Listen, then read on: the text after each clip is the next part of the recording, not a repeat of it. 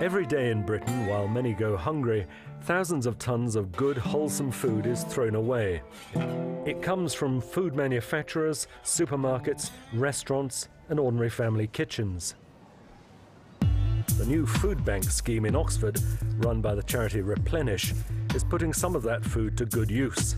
At one of the city's biggest supermarkets, food which would otherwise be dumped is being given to people in need. Is this the food for the food bank? Yes, it is. It's a 7-day-a-week operation, and every day the amounts and variety of food varies.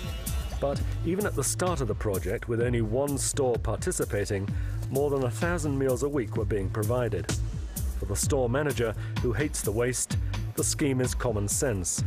For a long time now, we've been looking for somewhere to donate our waste food, and when Food Bank approached us, it was the ideal match for what we were looking for. Food bank volunteers collect the food from the store and begin the process of selecting and distributing it in the city. At the Replenish depot, an old print works donated rent-free by a local businessman, the food is sorted for the charitable projects. In some respects, almost exceeded our expectations. I don't think we really realised how much we would get from one particular site.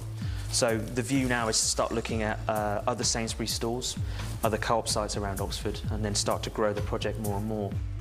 Food is also starting to come in from other sources. This lot was grown in Oxford's botanical gardens. What have you got here, Lisa? We have a real feast for you. The food is delivered to a range of charities in the city, most of which struggle to provide hundreds of meals on tiny budgets. This one is a family centre for mums and toddlers. It's made a huge amount of difference to the cost of our weekly shop. So we're not buying any sort of ingredients, we're just buying our basics. The Oxford the tourists see is beautiful and apparently affluent, but the city has its problems just like anywhere else. The food bank has been able to offer something to people who are often forgotten. May I have some bread, please? Yeah, there's bread. This is a drop-in centre for people with mental health difficulties. A good hot meal is part of the service. This is the highlight of people's day. This is the only time when people will have a main meal of the day, and some people can't cook, and I don't know what the people would do without this main meal and the support of Food Bank.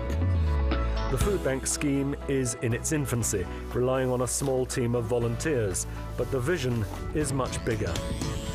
The next steps, I think, are we're going to get this developed in Oxford, and from there on we've got to take this nationwide.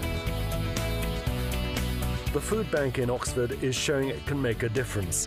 Good food is being given to those most in need, and less food is going to scarce landfill sites. Soon it's hoped every supermarket in the city will be participating. Someday, perhaps it's something that can happen right across the nation.